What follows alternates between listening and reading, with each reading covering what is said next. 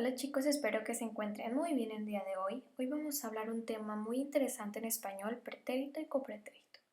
Antes de empezar vamos a recordar qué son los verbos. Bueno, pues son palabras que expresan una acción que realiza un sujeto, o sea, una persona. Por ejemplo, como las imágenes que tenemos aquí. Barrer, jugar, secar, cocinar, entre otras. Ahora sí vamos, ¿qué son los verbos en pretérito? Bueno, estos verbos indican acciones que sucedieron en el pasado, pero que ya terminaron. Por ejemplo, en la mañana comí un plátano, ¿ok? Fue pasado porque ya fue en la mañana. Muy bien, ahora vamos a conjugar el verbo correr en pretérito. Muy bien, empezamos. Yo corrí, tú corriste, él corrió, nosotros corrimos, ustedes corrieron y ellos corrieron. Este verbo está en pasado, en pretérito. Ahora vamos con los verbos en copretérito, ¿ok? Bueno, estos verbos indican una acción que se realizó al mismo tiempo que otra. Esto se le llama simultaneidad. Por ejemplo, el lobo caminaba por el bosque mientras Caperucita recorría el camino. Y también indican acciones que no sabemos cuándo terminaron, cuándo terminan. Por ejemplo, Caperucita caminaba por el bosque. ¿Y sabemos si ya dejó de caminar? No, ¿verdad? Muy bien. Para identificar si está en copretérito o no una oración o un verbo es muy sencillo. ¿Por qué? Muy bien, te voy a explicar.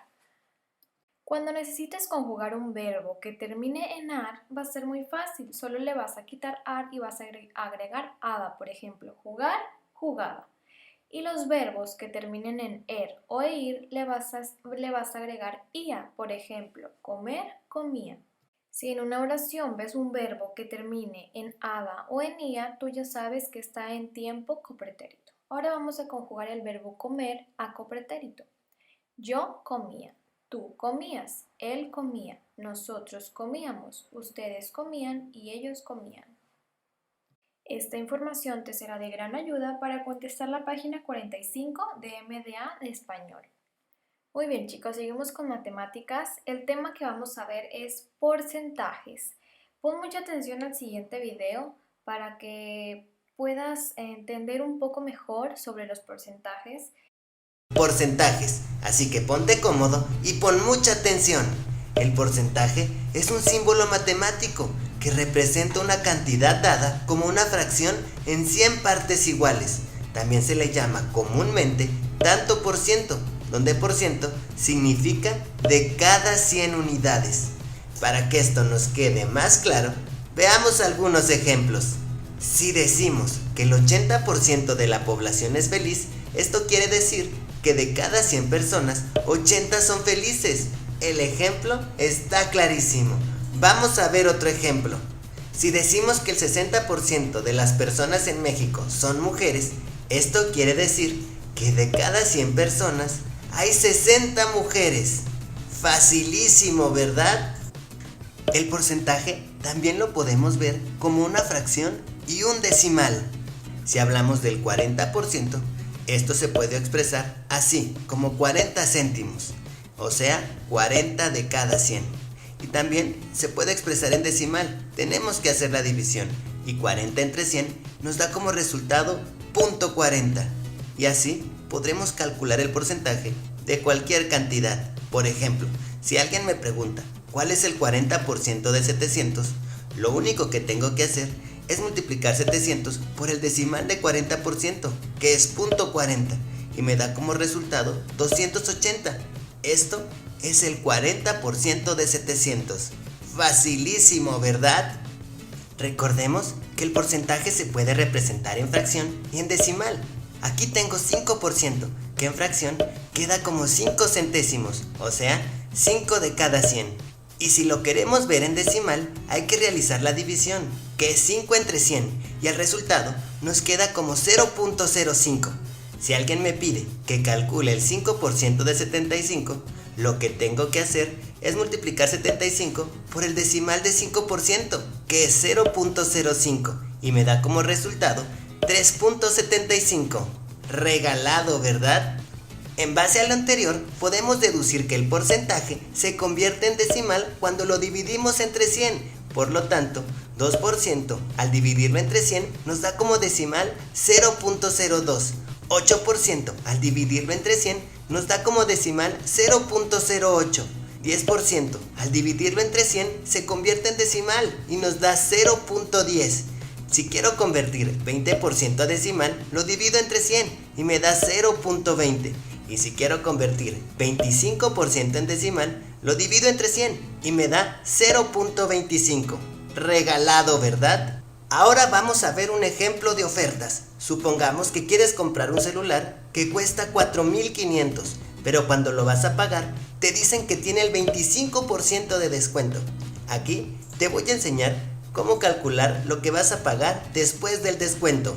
Tú pagarías el 100% del celular, pero le vamos a descontar el 25%, ya que ese es el descuento, y al final nos queda el 75%. Esto quiere decir que tú solo vas a pagar el 75% del valor del celular.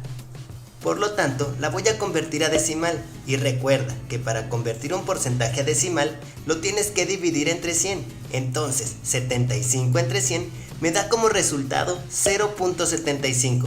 Para calcular el valor de nuestro celular, multiplico 4,500 por 75% en decimal, que es 0.75, y esto es igual a 3,375. Entonces, ese es el precio final del celular después de aplicarle el 25% de descuento. Facilísimo, ¿verdad? Para finalizar el día vamos con la materia de ciencias naturales con un tema que es muy interesante, que seguramente ya habrás escuchado sobre esto: el efecto invernadero y el calentamiento global. ¿A qué te suenan estas palabras? Muy bien, pon mucha atención al siguiente video.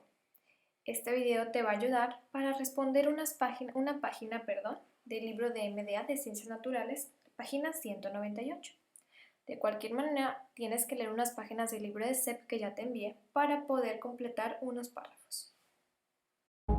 Hola amigos, hoy aprenderemos qué es el efecto invernadero. ¿Alguna vez has oído hablar sobre él? El efecto invernadero es un fenómeno natural que hace posible la vida en nuestro planeta. Pero, ¿por qué hablamos de efecto invernadero? ¿Sabes cómo funciona? Ahora lo entenderás mejor. Un invernadero es una construcción cerrada de plástico o cristal que se utiliza para producir cultivos, flores o plantas. El techo y las paredes permiten que los rayos del sol entren y se queden dentro del invernadero para calentarlo. De esta forma se consigue mantener la temperatura y la humedad adecuadas para favorecer el desarrollo de las plantas. Este mismo efecto se produce también en nuestro planeta. ¡Qué curioso! La Tierra está rodeada por la atmósfera, una fina capa gaseosa que permite que penetre parte de la radiación del Sol.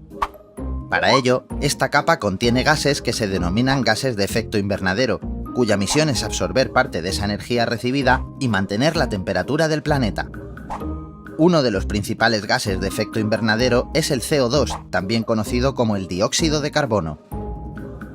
A lo largo de los últimos siglos, la presencia en la atmósfera de gases como el CO2 ha crecido y por lo tanto su capacidad para retener la radiación solar se ha incrementado, aumentando así la temperatura media del planeta. Igual que en el invernadero, ¿lo recuerdas? Pero el incremento de estos gases es muy malo para la Tierra. ¿Por qué ha aumentado su presencia en la atmósfera? Con la revolución industrial, las emisiones de CO2 empezaron a crecer debido a la utilización de combustibles fósiles como el carbón o el petróleo. En la actualidad, el tráfico de las ciudades, el coche o el avión son grandes emisores de CO2. ¡Guau! ¡Mira esa cantidad de humo en el cielo! Igualmente, gran parte del consumo de electricidad se genera a partir del uso de combustibles fósiles. ¿Has oído bien? Cada vez que dejas la luz o un aparato encendidos, estás enviando más CO2 a la atmósfera. Las fábricas también son otra fuente de emisiones de dióxido de carbono. Por ejemplo, para obtener plástico se utilizan combustibles fósiles y se necesitan grandes cantidades de electricidad. ¿Sabías que la industria textil también es altamente contaminante? La ganadería intensiva también es responsable de las emisiones de gases de efecto invernadero. Los incendios forestales envían grandes cantidades de CO2 a la atmósfera. como consecuencia del aumento del efecto invernadero y como consecuencia del aumento de la temperatura global, la Tierra está cambiando.